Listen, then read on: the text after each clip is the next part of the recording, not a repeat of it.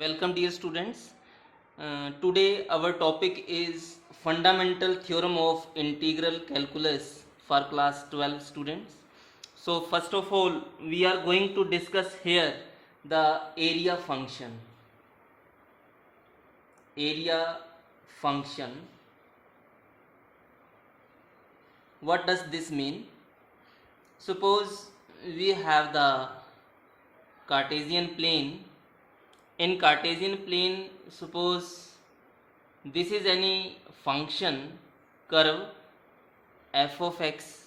So from this starting point we draw any perpendicular on coordinate axis x axis.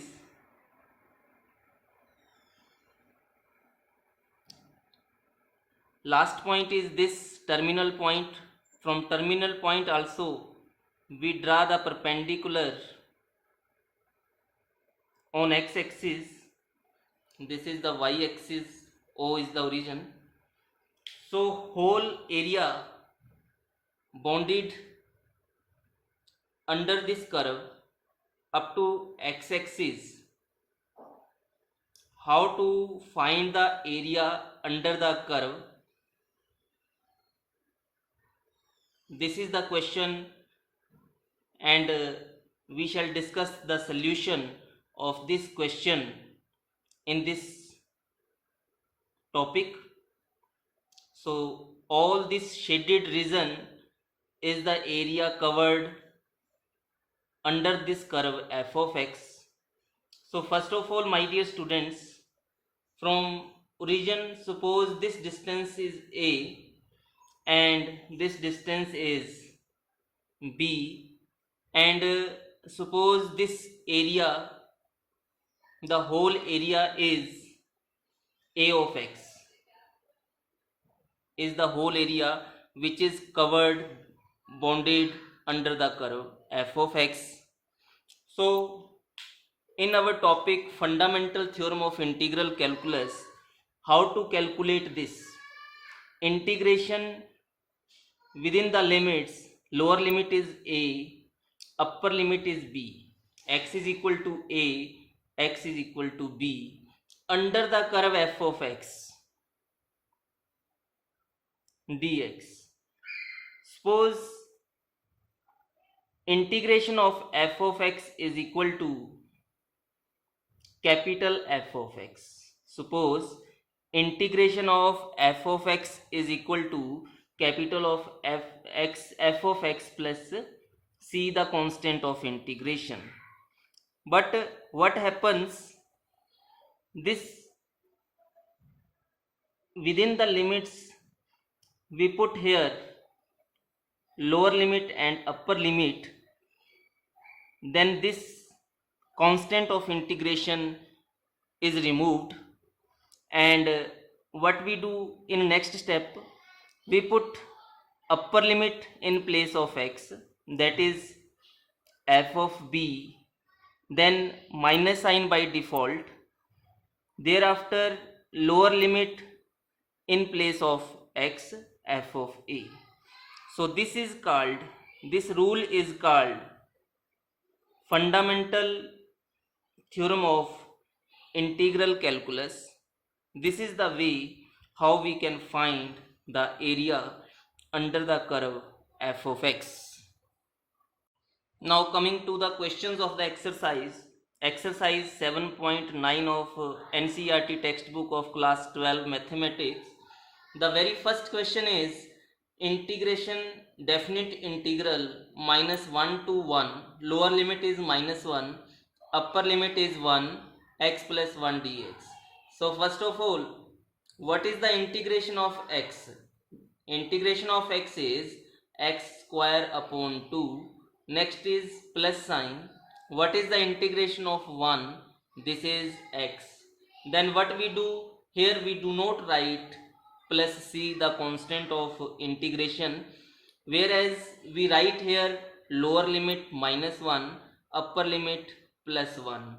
In the next step, what we do, we first of all put upper limit in place of x, that is this becomes 1 square upon 2 plus 1. Then we put minus sign, then lower limit in place of x, this becomes minus 1 whole square upon 2 plus minus 1. So this way we have first bracket is, in first bracket we have 1 upon 2 plus 1, then minus sign, this becomes 1 upon 2 minus 1. That means finally we have 1 upon 2 plus 1 minus 1 upon 2 minus minus plus 1. So this way 1 by 2 cancelled, 1 plus 1 2. 2 is the final answer of the question.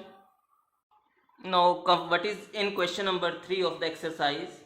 Lower limit is 1, upper limit is 2, function is 4x power 3 minus 5x square plus 6x plus 9. So first of all, finding the integration of the function. 4 into integration of x power 3 is x power 4 upon 4 minus 5. Integration of x square is x power 3 upon 3 plus 6. Integration of x is x square upon 2 plus 9. Integration is 9x. So here writing lower limit, then here upper limit. What we have now, this is equal to 4 is cancelled, x power 4 minus 5x power 3 upon 3 plus 3x square plus 9x, then lower limit, upper limit. Now what we do, first in first bracket we put up in place of x we take x equal to 2. So this becomes 2 raised to power 4 minus 5 upon 3, 2 raised to power 3 plus 3 into 2 raised to power 2 plus 9 into 2. This is the first bracket with upper limit. Now put x equal to 1, that is lower limit, in second bracket, which becomes 1 raised to power 4 minus 5 upon 3 into 1 power 3 plus 3 into 1 square plus 9 into 1. So second bracket closed. Now how to solve this now? This becomes equal to 2 raised to power 4, 2 are 4, 4 4s are 16 minus 2 2s are 4, 4 2s are 8, 8 into 5, 40 upon 3 plus 2 2s are 4, 4 into 3, 12 plus 9 into 2, 18 minus this is 1 minus 5 upon 3 plus 3 plus 1.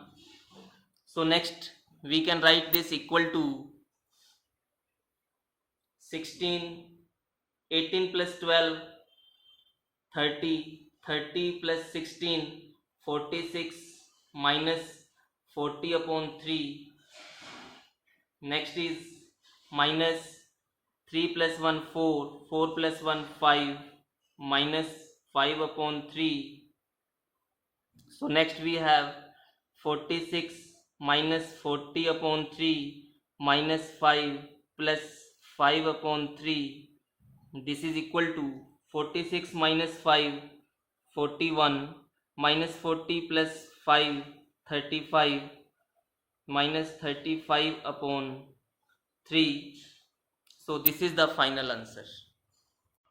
Now coming to question number 12, integration 0 to pi by 2 cos square x dx. So first of all, applying here the rule, cos 2 theta is equal to 2 cos square theta minus 1, from where we can find the value of cos square theta, which is equal to 1 plus cos 2 theta divide 2.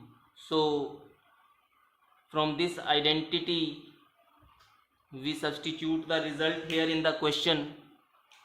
This becomes integration 0 to pi by 2 cos square x mean 1 plus cos of 2x divide 2 into dx.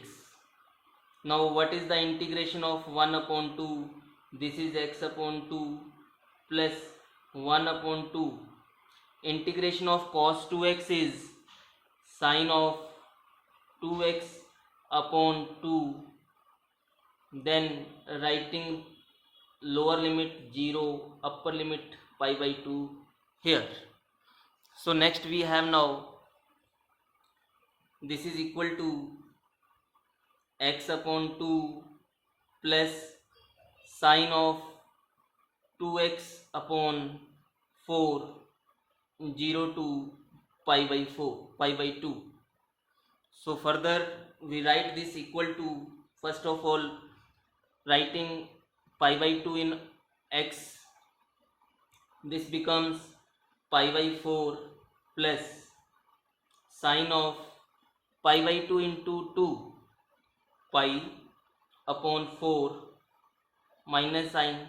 Now writing 0 lower limit in place of x, this becomes 0 plus sine of 0 upon 4.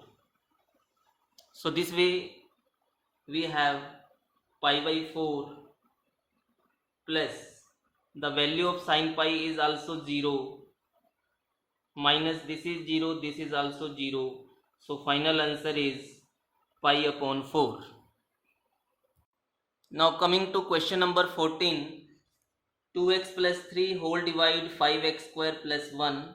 So first of all I think we have to use this identity 1 upon x square plus a square dx, which is equal to 1 upon a tangent inverse of x upon a plus c. So first of all we have to reduce the given function in this type. So for that purpose, taking here 5 outside, first of all we write this equal to, writing 2x upon 5x square plus 1 into dx, 0 to 1, then plus 3 upon 5x square plus 1 into dx, 0 to 1. So in first integrations, if we put 5x square plus 1, put 5x square plus 1 is equal to t, that means 5 into 2 10x into dx is equal to dt. Moreover, one thing is very important here. What is that? When as x approaches to 0, t approaches to 5 into 0 square plus 1, that is 1. Similarly, as x approaches to 1, this means t approaches to 5 into 1 square plus 1, 5 plus 1 6. So this is very important step when we apply the substitution rule in definite integral. So first integral becomes accordingly,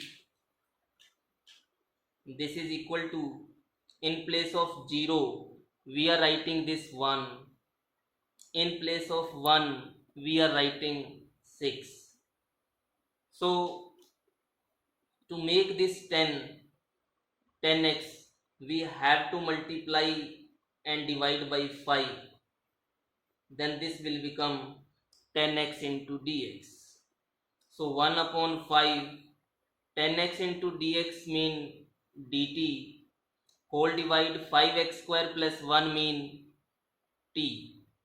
In next integral, what we are doing, we are writing here, taking 3 outside as well as 5 outside, we are left with 1, 0 to 1. There is no change of limits in this part. 1 upon x square plus, we can write this equal to 1 upon square root 5 whole square into dx, in order to make this form, this type,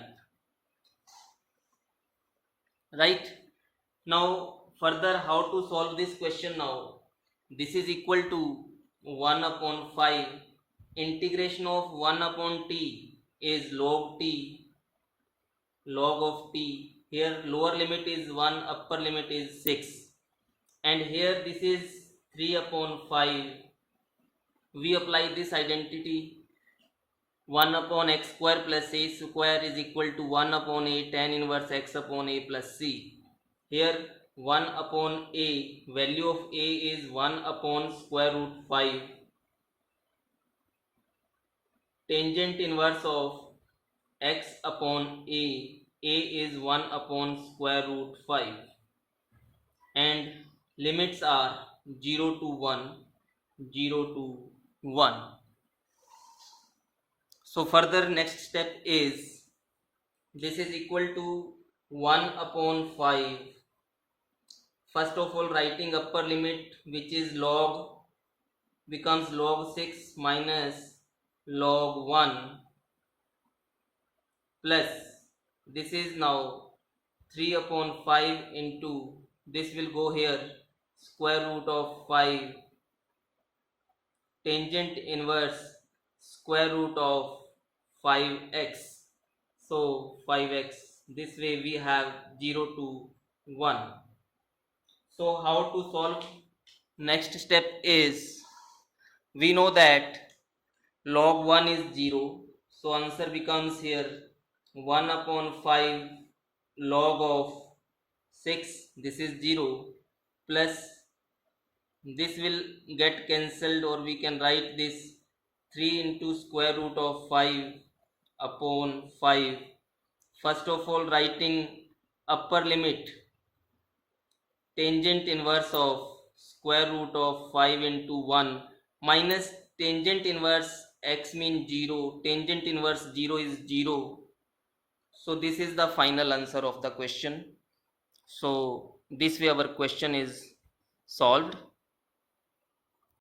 Taking one more question of the same type, question number 19.